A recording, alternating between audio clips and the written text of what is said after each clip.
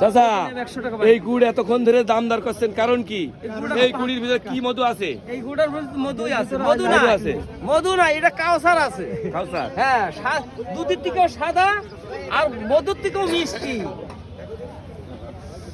দুধের থেকেও সাদা, মধুর থেকেও মিষ্টি।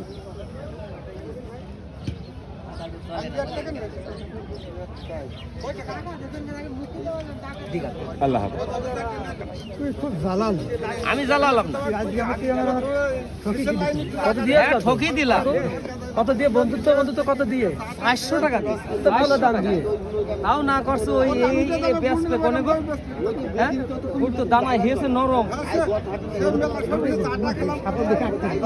ধর তুই ধর, টাকা ধর।